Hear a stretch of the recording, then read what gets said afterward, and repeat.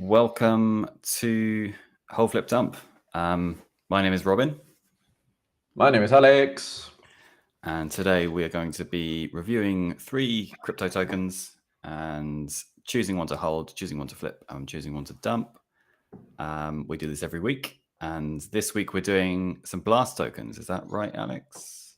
Yep. Yeah, we're exploring the Blast ecosystem. We've got 3 tokens to go through, so we can learn more about the Blast layer 2, but then also a bit more about who's building in that ecosystem. We've got some news. A lot has been happening in the past week as well.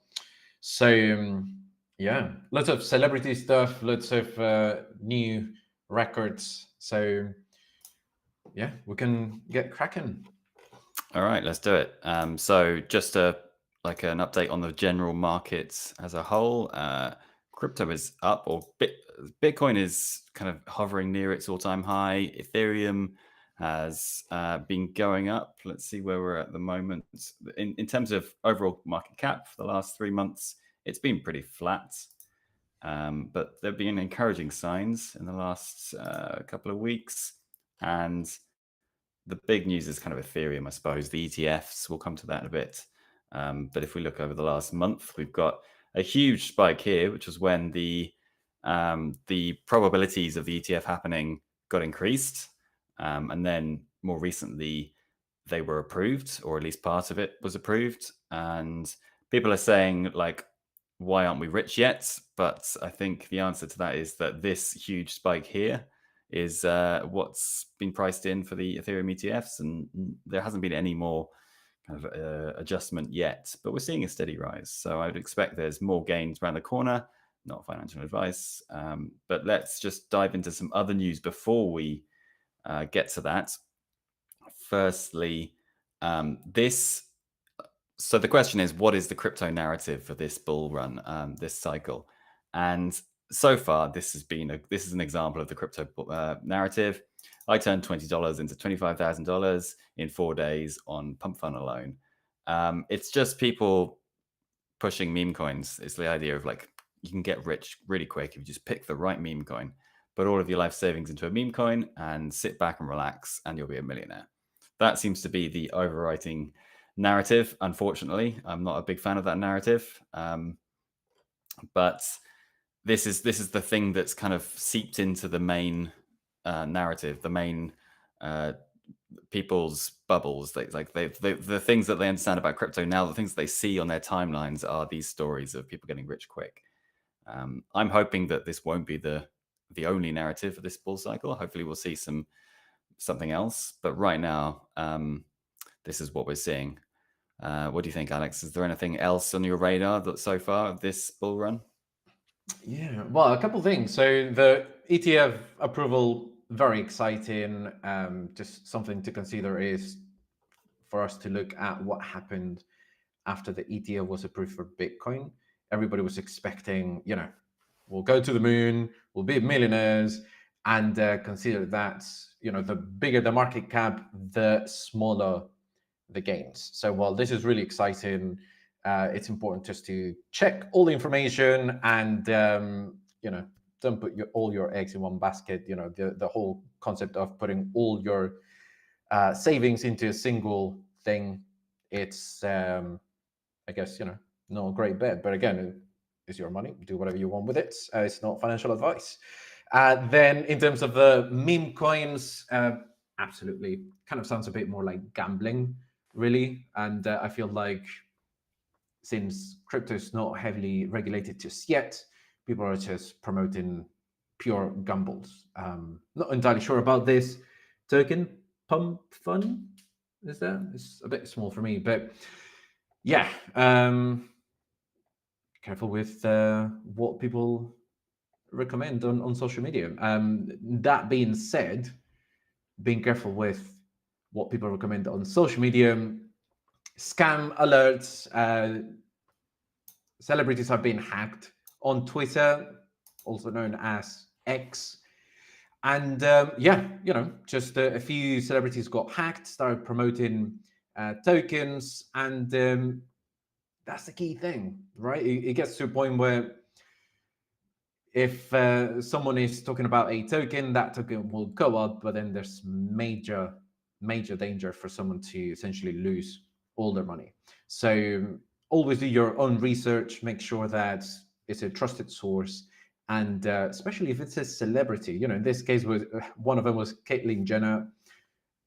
Not entirely sure how much of an expert Miss Jenner is in terms of crypto. So yeah, always make sure that you do your own research, and don't even trust everybody. Always double check everything. A couple of weeks ago, one of my wallets was drained. Lucky for me, it was a burner wallet. It was, there was not a lot of value in it, just a couple airdrops and a few worth less NFTs, but it still happened. And this was because a friend of mine got hacked, sent me a link, and I thought it was, something that I could claim through this link that he was sending to me. I connected my wallet, and within a second, it was empty. So always double check. And if you're doing anything in terms of claiming things, and a friend or an account they think you trust is sending you links, double check, or always use a burner wallet to make sure that you're protecting your funds. Anything on this, Robin? What do you think of the dangers of more hacks and celebrities promoting tokens? Yeah, don't FOMO in. That's my advice. I've done that too many times, and it's usually a mistake. So do, like Alex said, do your own research. Make sure the person who's promoting this is the person that they say they are, and also that they don't have some kind of vested interest in pumping this token, because a lot of it is just pump and dump, and you'll find out eventually, but hopefully you won't lose all your money in the process. So yeah, the next news item I wanted to mention was during this NFT like bear market, I guess we'd call it. We want to see what's happening to these NFTs. And this tweet says one thing that I'm always amazed by. Even in these NFT bear markets, most holders just sit on their hands. Across every major ETH NFT project, more than 3/4 of all NFTs haven't been traded once in 2024, and that's 95% of CryptoPunks have not been traded in 2024. 93% of World of Women, 87% of Bored Ape Yacht Club, and 87% of MFers. So here's the charts. You can see there are a significant number of NFTs here just not being traded. People are waiting. That's the signal here. People are waiting for something to happen, and they're happy to keep their liquidity locked in NFTs for now, at least. Maybe something will trigger more trading, but it seems like most people are not willing to trade right now. It seems like it's a crypto winter in the NFT market. What are you doing, Alex? Have you got any NFTs you're sitting on? Yes, but I'm sitting on them because nobody wants to buy them. So I think there's that element there of very low liquidity. Last time that there was a NFT summer, it was at the back of something. So NFTs grew when DeFi grew. And so now we're just waiting to see what that narrative is. It could be meme coins, people making money on meme coins, and then that revenue then circulating back to NFTs, or maybe we're just waiting for those ETFs to actually drive the value of certain of Bitcoin and Ethereum, and then to start that bull run the way that we're all expecting. So yeah, I'm sitting on a few NFTs. I'm not sure. I mean, they're not as valuable as what Bored Ape Yacht Club or CryptoPunks. But at the same time, if someone bought a CryptoPunk for, I don't know, 100 ETH, and now the floor is on 50, maybe they're just waiting to see. I've already lost half of the value. There's only one way, either up or completely crushing. So I'm guessing that is at play here as well. Talking about NFTs, could NFTs be back? We've got this famous face. We've got Cristiano Ronaldo coming back with another NFT collection. Not entirely sure how this is even happening. He's been prosecuted for promoting NFTs, and actually does say here, despite the $1 billion lawsuit against him. I'm not entirely sure what's going on with this. I guess that there's a bit more digging that is required, but it's a big promoter of Binance. I'm not sure how much Binance has paid Cristiano Ronaldo for these NFTs. Not entirely sure what utility the NFTs have. If it's just purely pictures of Cristiano Ronaldo and you want to buy one, good for you. Always do your own research. And once again, you saw how celebrities promoting crypto assets can get hacked, and then that can turn into losing a lot of money. We've seen a lot of celebrities as well promoting NFTs, one of them being famously Donald Trump. And Cristiano Ronaldo is back with a fourth NFT collection. So yeah, not entirely sure what that utility is. I'm not sure either how much Binance is paying Cristiano for either the license of his image or whether it's just a promotional thing. But still interesting. So not sure if this will push NFT values up, but Robin, could NFTs be back after this? I personally will not be buying Cristiano Ronaldo's collection, but that's because I don't like him, not because of the perceived value of the NFT. But I'm amazed it's his fourth collection. Well, like, what happened to the other three? I've no idea. Like, I'm aware of Trump's collections, and I think Trump and Ronaldo have a lot in common here. They probably know nothing about NFTs, but they have a marketing team that kind of say, "Well, we made quite a lot of money from the last one, Cristiano. Do you want to do another one?" And he's like, "Yeah, why not? Of course. Euro 2024 is coming up. Why not have an NFT to pump?" Yeah. But maybe this is Always a remember. sign. Yeah, there's been celebrities selling. Who was it? Gwyneth Paltrow selling Hmm. candles that smell like her, you know, intimate parts. People will sell you anything. Like people sell their own farts online. So it's supply and demand. As long as there's people willing to buy it, then there will be someone willing to sell that kind of thing. So I'm not saying that Cristiano Ronaldo's NFTs are like buying farts, but it's worth always making sure that if you're doing something with your money, that if it's a crypto asset, it's worth doing a bit more research. I think if Ronaldo was selling his farts, they'd do better than this NFT collection. That's just my hunch. Real world assets with a double S. Yeah, Moving true. swiftly on. So the big news, of course, is ETF approval, and this is going to change everything, says Ethereum co-founder Joe Lubin. I mean, I think part of it's been approved, but not everything has been approved. There's still certain regulatory hurdles that have to be overcome, but things are looking very good for an ETF approval. And as we saw in the chart a minute ago, we've already seen that being priced in when the likelihood improved. We've seen a big jump from about 3,100, and now we're looking more like 3,900, hovering near the 4K mark.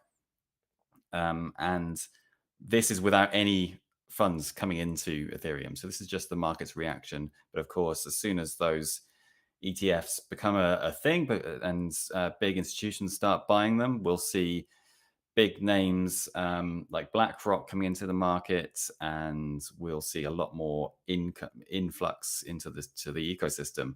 And that's good news for not just Ethereum, of course, but all of the protocols, all of the platforms built on Ethereum. We're going to see a lot more volume coming into the market. So this is going to be an interesting one to watch. Layer 2s, of course, will be benefiting from this. The interesting thing actually about the Bitcoin ETF versus the Ethereum ETF is that inflows into the Bitcoin system have a lot more impact on price action, because there's a limited number of things you can do with Bitcoins. You can't stake them or invest them in different areas in the same way you can with Ethereum. Of course, I mean, with ordinals and things like that, there are now more options, but compared to Ethereum, Bitcoin is quite limited. Whereas with Ethereum, we're going to see these inflows not necessarily going directly into the price action, but more into other protocols and layer 2s and even layer 3s, and all of this other stuff that's been built on Ethereum will benefit from these from this TradFi influx of dollars. Suddenly, massive Fortune 500 multi international companies will have some part of their portfolios in Ethereum, which is great news for all of us building on that in that ecosystem. What do you think, Alex? Yeah, no, absolutely. That's what we mentioned earlier. This is definitely good news because it validates the fact that for many years TradFi was just dumping on crypto, and then all of a sudden now you've got an opportunity that if you've got a what's it called, pension fund, for example, could now allocate part of your pension towards Ethereum or Bitcoin, and you've got an opportunity where you know you've got bigger fortunes and wealth management, and the big investors can now have access in an easier format to these coins. So yeah, absolutely, I think it can have a great and positive domino effect. We just need to see how this plays out. Now, making a quick segue to how to store crypto. If you're not buying ETFs, you're not accessing the ETFs, and you're just simply holding your crypto. Here we go. So Phantom wallets. This is fairly old. So this is a couple of weeks ago. Last week, Phantom was the most downloaded finance app on the iOS and Android stores. Not a surprise because Phantom is extremely easy to use, probably one of the easiest and best, most user-friendly wallets out there. It supports the three major tokens, so Bitcoin, Ethereum, and Solana. And yes, MetaMask has spoken about adding a Bitcoin integration. They're coming a bit late to the game. There's other wallets that are super easy to use, and they already give you the option to hold your Bitcoin and Ethereum at the same time. So it looks like this is starting to play very well for crypto wallets. What's really interesting is the fact that more people have downloaded Phantom than PayPal recently, even though PayPal Wow. also has support for crypto. So it looks like great news for the space because more and more people are getting this app on their phone. More people are aware of it, and it could be really interesting to see how this also plays up in the next few weeks. Again, this post is slightly older, 19th of May. The most recent reviews were that it was the top app. So again, it requires a bit more digging, but check that out. So super interesting that you're now seeing how people are done. So I just blanked. I looked at these numbers like, what does that mean? Anyway, so great news. Crypto wallets are being downloaded. The more user friendly, the better. The saying that we've had in the space is like, build it and make it easy, and then people will come. Now it seems that that's playing up. So what do you think of this? Yeah, this is an interesting metric. We're seeing wider crypto adoption in general, of course, but this is in like a two-pronged approach. On the one side, you've got people downloading wallets and self-custody of their own assets, and on the other hand, you've got people using other custodied wallets, things that don't necessarily have any. You don't necessarily need to know your wallet address, for example. You just have an email address, a password, or single sign-on, and you just access a wallet that's stored for you, or the private keys are stored for you. You don't even touch the blockchain. So I think we're going to see increased usage of these types of wallets, but also we're going to see like a hidden metric, I guess, which is the custodied wallets in larger platforms. Things like ThirdWeb using their sign-on solution makes it very easy for any web developer to just add crypto to their existing shop or storefront. So definitely interesting to watch. And it's going to be interesting to see these two sides of the story playing out, which one do consumers prefer. I personally think that we're going to see a lot more adoption in the next kind of or in this bull run, hopefully, but also through to the next one, of these more hands-off Web 2 type solutions, because that's just what people are more familiar with. Yeah, absolutely. And even we haven't mentioned Telegram. Of Telegram course. now has that option for users to have crypto directly on their chats. So absolutely, I think that it's something that is going to keep developing. It's something that we're going to be able to, just experience a great result back in the crypto market. I was trying to open up the top chart.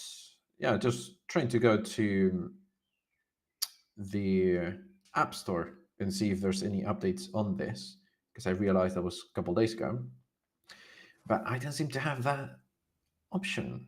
Okay, well, we'll share the update at the end of this. I think there's time to look at 3 tokens.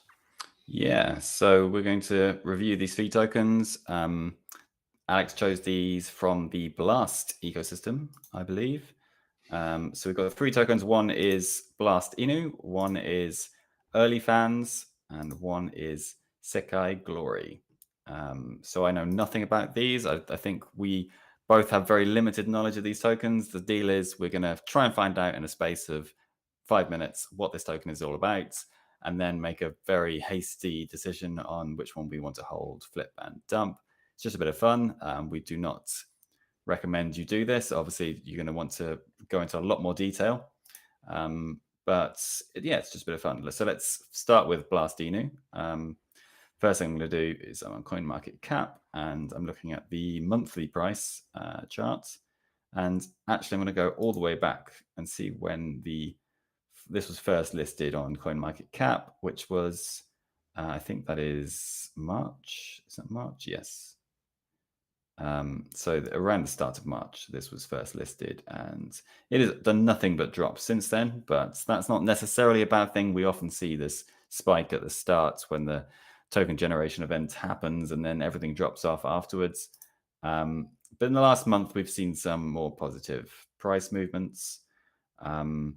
So Blast is a layer 2 on Ethereum, just to recap. And there's some interesting metric. There's some interesting utility with Blast, because I believe I'm right in saying that if you hold Ethereum on Blast, it just accumulates the staking rewards. So if you have some Ethereum on Blast, you'll just get what looks kind of like extra ETH trickling into your wallet, which is unique, I think, across all layer 2s that I'm aware of anyway. Yeah, absolutely. I mean, it's a very new chain, and that's why I thought that it would be very interesting to explore who's building on Blast. Just to put things into perspective, though, it's important to see. So, market cap of the Blast ecosystem is just under $500 million, and trading volume in the last 24 hours is about 72 million. So, if you put that in perspective with Bitcoin for everybody, so the last 24 hours was 18 billion in trading volume, and the market cap is 1.4 trillion. So as you can see, it's a very small ecosystem within crypto. But again, we spoke earlier how big market cap means smaller gains. Maybe small market cap, always more gains. Again, there's a bit of a risk factor involved as well. So yeah, let's learn a bit more about Blast. You've got Twitter open. I'm on the Twitter account, and they have 831 followers, which is not a good sign, I would say. But some accounts buy followers. It's not necessarily a good metric of the success of a project, but definitely something to check. And the other thing that I usually check would be, have they got some kind of white paper or description of the tokenomics? Because often you want to know how much of the supply is going to the team, how many of these tokens are being eaten up by the team, how much have they assigned to other people, how much is being traded, that kind of thing. So they've got the contract address, which is nice to see. I assume they're listed on some exchanges. Oh, wow, I'm getting some infected website warnings on their Dior swap. That's not good. So let's not click on that. Let's see if we can find out what other exchanges they're on. Markets, here we go. So they're on Dior Swap, which I got a warning for. They're going to want to check that. And they're on Bitsmart, Thruster version 3, and looks like they've got a tiny amount of liquidity on Jupiter, maybe, but we're looking at tiny volumes here. Even on the first one, it's worth $263 in the last 24 hours. So this is a high risk token, I would say, but we're probably going to find that that's true for all of these tokens. But this is like the bleeding edge of token investments, and personally, it's too hot for me. I'm not going to lie. I would be very nervous buying any Blast Inu. What are you thinking, Alex? Yeah, I'm actually not fully understanding Blast Scanner. I would like to see one thing that you can see on ETH Scanner, for example, is the holders. You can actually see just how many tokens have been held per wallet. And that's an interesting metric because that's, if you don't have public tokenomics, like you mentioned, you can see, the big allocations. And so if there's one or two wallets or three, for example, that have a large portion of that supply, that tells you that the tokenomics are not very attractive because at the end of the day, you've got just a couple of wallets that could essentially be the same person holding most of their supply. At the same time, I'm not able to find that information on Blast Scanner. I'm not sure if I will have a bit more luck on Etherscan. This is good practice for a small cap token. So as you saw, going into a DEX, there's just popping new security warnings. It's not that great, is it? So let's see.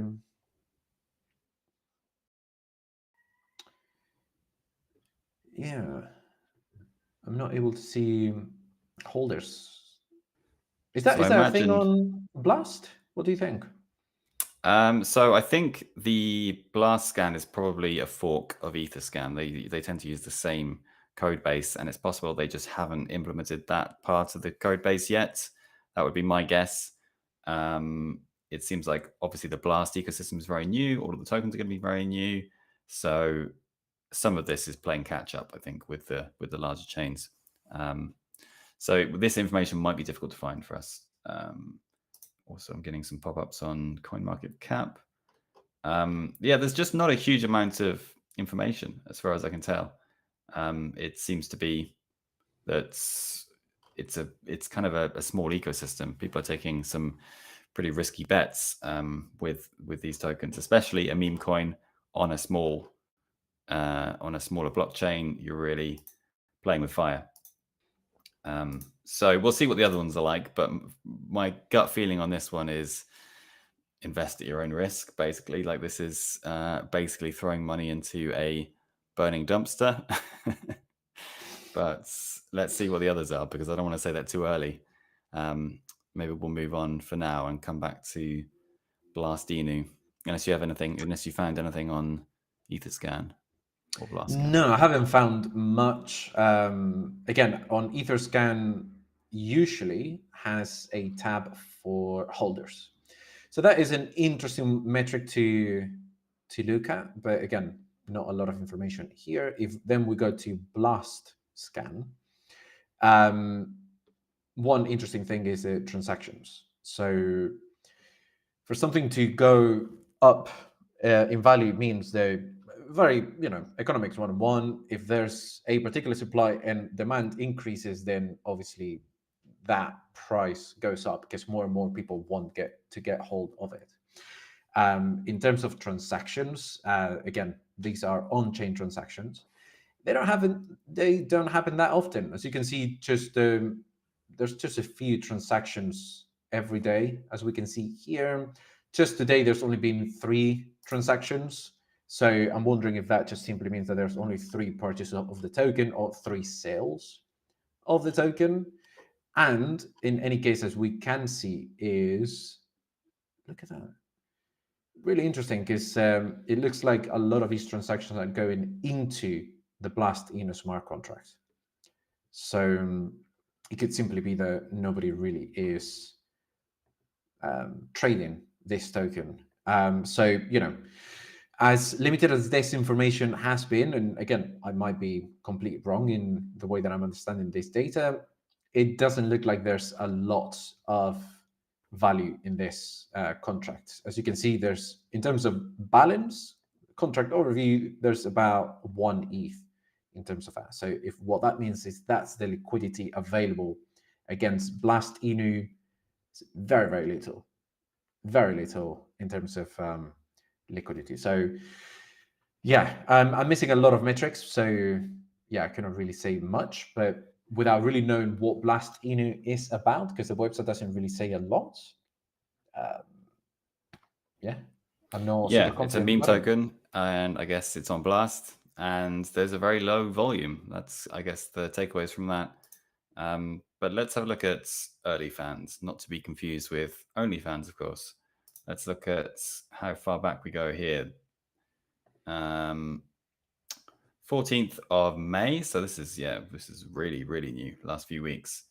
And we've had pretty much horizontal price action. So interesting that that's different to Blast Inu, where we saw that big drop. This one is pretty static. And let's see, the last week we've got some positive action. We're going from about 2 cents up to right now, which is nearer 3 cents. Not crazy gains, but you would be up in the last week. And what can we find out about early fans? Do they have a website? Yes, they do. Earlyfans.xyz. Oh man, I got the my same warning, did and you? the Attic website didn't load for me.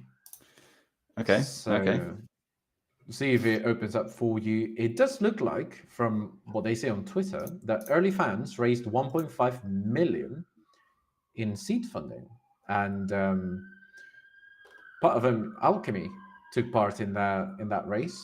Alchemy, quite a trusted source in the EVM ecosystem. GSR as well, a popular, well-known VC in the crypto space, and there's a couple angels that we can see down there. So it does look like the crypto space does trust at least Attic Labs, which seem to be the builders for early fans.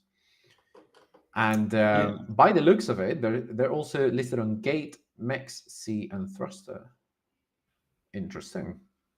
So this one has a little bit more credibility, I think. At least it seems to be an actual product rather than a meme coin. Earn from your content together with your fans. Early Fans is a marketplace where creators and fans earn from their existing content on social medias like X. So this is kind of maybe trying to build a economy on top of social media posting, create your own NFT drops, launch and mint NFTs for art, membership, ticketing, and other purposes with full contract ownership. Exchange digital assets with anybody, make friends, not just offers. And yeah, here we go. This is the list of backers that you mentioned. We've got some recognizable names there. Alchemy, one of the biggest providers of infrastructure for developers and in Web3. So they've definitely got some clout. And then community partners, in my experience, a list of partners on a website means absolutely nothing. But let's see what else they've got. Our roadmap Q1 2024. Let's see if we've got any information. Here we go. So early fans on Blast testnets, seed round closed, pre-sale announced, and then we're moving into Q2. Early fans on Blast mainnets, which has happened. Early token generation event. Yeah, that's where we are. And then some utility, some DAO stuff, and a future co-created with the community. Very cool. There's a button that said try early fans, but it's blocked by Avast, and I don't want to risk unblocking that. So I'm going to skip that. But let's see, talk to the founder. Can we do that? This is a calendar link. Okay. Mm-hmm. Okay, interesting. I wonder how the monetization is. What the business model is. Yeah. If it's just purely based on the token, does that mean that you need to buy the token and then you spend it on the app, or are they going to have any in-app advertising and that sort of thing? So, yeah, I'm curious to know where the business model is. Is it on the in-app revenue or is it on the token? If it's on the token, how are they going to try and push that up, throughout their existence? So, yeah, but in Yeah, any it's an case, interesting one. it does seem they've got a lot of backing. So, but again, just because they've got the backing, SBF had a lot of backing, and then look at what happened after that. So, always be doing your own research and making sure that websites don't give you scam alerts. So, yeah. Yeah, that's always a bad sign. But Blast is, I think, when it comes to business models, Blast is interesting because Blast, because of this like staking reward going directly back into the ecosystem, you can get 4% on just having a pot, which means that if you can work out a business model where your users are contributing to some sort of fund or you're holding ETH on chain, then you get 4% on whatever you're holding. So that could be a nice little earner. That could be used as a royalty or as some kind of reward for people using your platform, as long as there's value there, as long as there's staked value or staked ETH or somebody's contributing to the liquidity of your protocol. That liquidity could be used to then earn on that 4%. I don't know whether that's what Earlyfans is doing, but it's definitely something to watch when it comes to Blast, because you could get some interesting business models emerging, I think. Yeah, absolutely. So let's see what's our last token. I've been trying to see what they've got in store, but website Yes. again was giving me a scam alert. So it looks like we chose the 3 tokens that we can open their website. So yeah, this could be challenging. But Sekai Glory, looking at the all-time, we've started around, what is that, 10 cents? No, less than that. 0.006, and we're now down to 0.005 cents. So we've not got great price action. Let's see, when was that? When did it start? It was 26th of March this year. And actually in the last month, it's been going up a little bit. So we've seen a little bit of positive price action, but nothing dramatic. And then let's see if we can see if the website will load for me, sekaiglory.com. No, it won't. No. But it looks like it's a trading card game, right, built on Blast, and it's just a bit, as you can see, very graphic.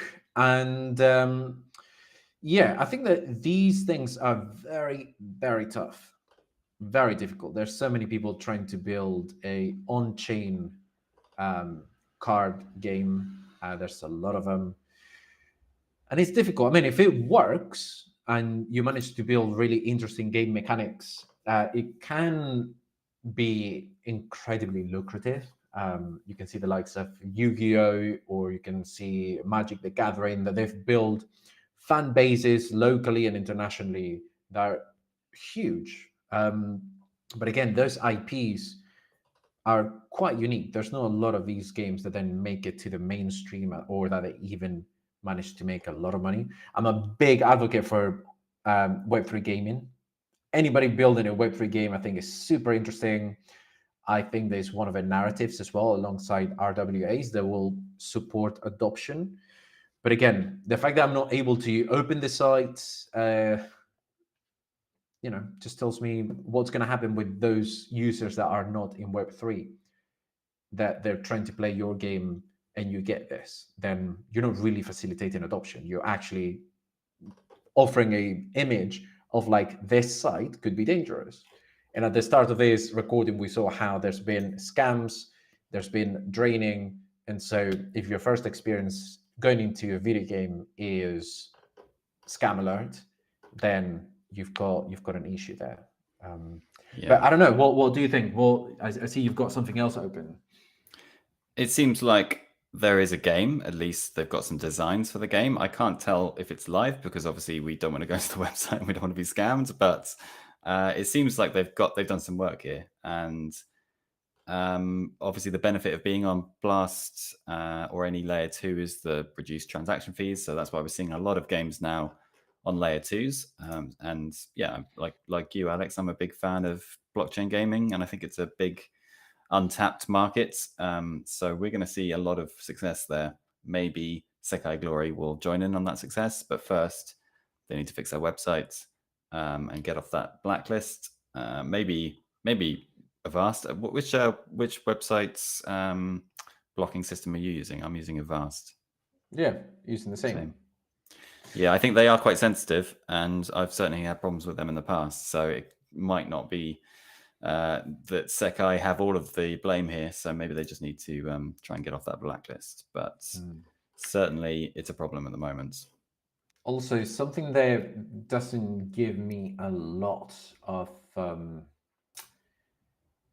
transparency is super important in Web3. So you're building and all that. So this account was created in February 2023. Okay. February 2023, Blast didn't exist. Okay. I'm not sure if there were talks about deploying Blast, but Blast is a very recent new layer 2. And that's one of the reasons why we see all 3 tokens exist since, or the data that we've got available is since March, is because Blast also launched very recently. So it makes sense. A lot of these tokens don't have a lot of historical data. Now, for an account to reach 140,000 followers in that period of time, okay, so since last year, it's doable with aggressive marketing. But if I scroll down to the bottom of the feed, the first post as Sekai Glory was in December 25th. So what does, and all of this is just pure speculation, but this is telling me that probably this account either didn't exist with Sekai Glory, or 2, that they purchased this account, which can happen. So it's not a lot of, it's not super interesting to me, because you've got 140,000 followers. So either you bought the followers because your posts just barely get, 78 comments, 77 reposts. And then going into the comments section is where we can actually start seeing what that looks like. Just an emoji, the kind of comments just doesn't look like super positive. So if I were to buy into this token, I'd look at on-chain activity, but also social media activity. And so far, I'm not super confident about this. Yeah, this says bot all over it. This has got bot written all over it. I think the one encouraging sign is there's a bit more liquidity, it seems, on this one. 18K volume last 24 hours on Thruster. So at least if you did get in, you'd have more of a chance of getting out again. That's one thing you've got to think about especially when reviewing these smaller tokens is, can I get out of this? Can I sell if I want to? Because you don't want to get stuck in a small cap token and not be able to get out again, which happens a lot. So that's a little bit encouraging, but yeah, there's all kinds of warning signs, to be honest, for this token as well. That I would be seriously concerned about. So I would want to verify a lot of this information before getting into this one. But let's maybe move to a decision now, because I think it's going to be a tricky one this time. But yeah, do you want to go with your decision first, Alex? Yeah, I'll jump in. I think that I'm actually going to break the rules of our whole flip and dump, because I think the only token that I would flip is Early Fans. Reason being is because it does have centralized exchange, has centralized exchange supports, not huge exchanges, and as you can see, there's not a great deal of trading activity happening on centralized exchanges, which are supposed to be the best way to attract holders. But I guess that I would give this both the hold and the flip stage. The title and the tag, I don't know what to call it, but anyways, I will hold and flip early fans because it's the only one that I've got slight confidence. It's the only one that I did understand from the information that's published on their social media. Again, I could not access their website, so not super interesting for me. But again, I need to make a decision. So hold and flip early fans and dump Blast Inu and Sekai Glory. Blast Inu, because price action is dead. I did not fully understand what it is. And yes, it is a meme coin. The website works, which is the basics that you need, but there's not a lot of information. And if I go to the FAQs, the answers are always Blast Inu is ready to blast to the moon. Please hang tight. Blast is already ready to blast to the moon. So, it is a meme coin, but they haven't really looked at, the basic details. So, yeah, I'm not sure how strong the community is for that meme coin. And the value of a meme coin is on the community. So, and then finally, Sekai, I gave the reasons earlier.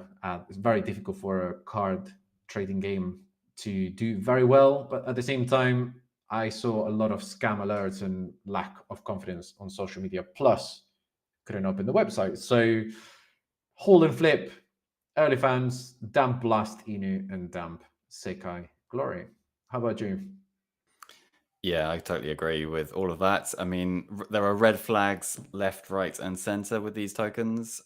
So I would not recommend anyone gets anywhere near them, to be honest. Make sure you ask some serious questions before interacting with their contracts. But if I had to make a decision, I would say 100% dump Blast Inu for all of the reasons you listed. I don't think anyone's buying Blast Inu, to be honest. There is a bit of price action, but like this is the lowest of efforts of meme coins. So yeah, definitely dump that. If you haven't dumped it already, I strongly suggest you do. And I would hold early fans simply because they seem to have an actual product. I've not tried it, but it seems to be backed by some people, and they've obviously shown it to some people, or at least some ideas to some people who have verified those ideas and invested. So it could be that product is valuable. We don't know. And then I would flip Sekai Glory just simply because they seem to have a game of some kind, and I like blockchain gaming. And yeah, it's got some volume. There's a little bit of movement. Hopefully, you wouldn't get rugged, but they need to fix their website pretty fast. Yeah, so I would seriously consider dumping all three, but I'm gonna go with that decision. Brilliant. Well, that was an interesting one, quite challenging, but just just a different way of researching tokens. It's not just going into the charts, but sometimes there's a bit of on-chain analysis and social media analysis to be done. So yeah, good to do something slightly different this time, and also good to learn about some projects that are building on Blast. So yeah, maybe there's some gems that we'll find in Blast at some point. Yeah, Blast is one to watch for sure. I'm a fan of Blast. I like what they're doing. They're definitely like trying new things, which is important in this space. So maybe not these three, but definitely keep an eye on the Blast ecosystem as a whole. Yeah, absolutely. So, well, more next week. Thank you so much.